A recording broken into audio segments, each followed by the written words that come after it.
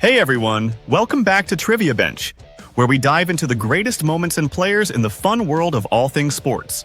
If you're new here, don't forget to hit that subscribe button and turn on notifications so you never miss a goal, stat, or storyline. The NBA has official rules, sure.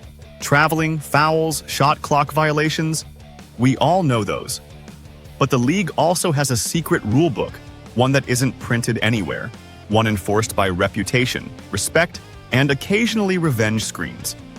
And unlike the official rulebook, these ones can trigger consequences far beyond a turnover.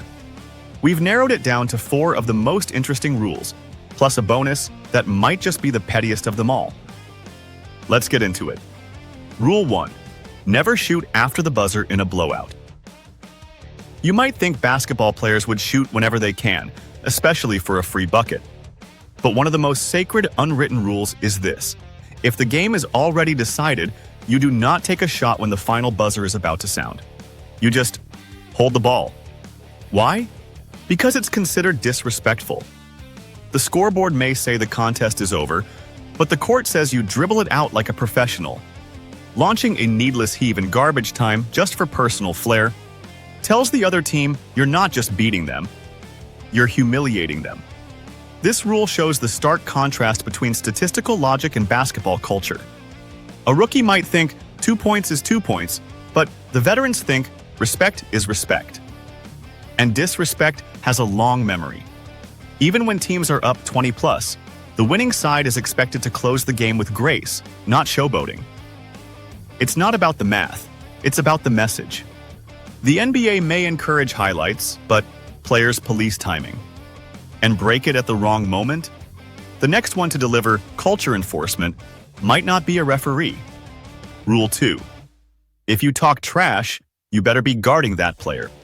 Trash talk is part of NBA DNA. But there's an unspoken clause that comes with it.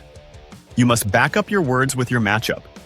If you're chirping at someone, telling them you can lock them up, hold them scoreless, or predicting their next miss, then when the next possession starts, you better be the one actually defending them. Switching off and letting someone else take the defensive assignment after running your mouth? That's the basketball equivalent of instigating a duel and sending your cousin in your place. Players call it out instantly. Commentators won't mention it, the stat sheet won't show it. But the court absolutely notices. You talk, you guard, honorable bragging only. This rule is fascinating because it protects the integrity of competition, not the peace of it. You're allowed to stoke the fire, but you're not allowed to dodge the smoke. Rule 3. Don't stare down defenders too long after a dunk. Posters are legal. Poetry is encouraged, but prolonged eye contact over a vanquished defender is not. The NBA celebrates emotion, screaming after an and one, flexing after a block, pounding your chest after a dunk. But there's a tipping point. A brief celebration is passion. An extended stare down is confrontation. Why is this rule so important?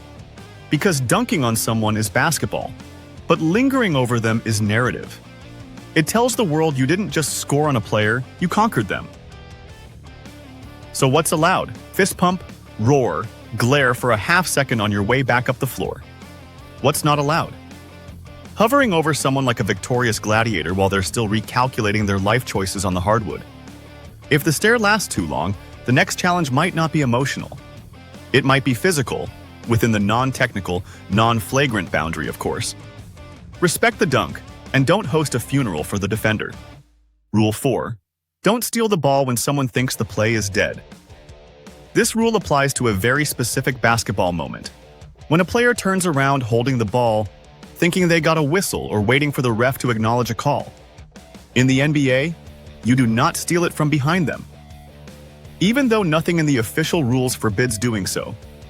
Because that move is considered cheap, sneaky, and straight out of pickup basketball strategy.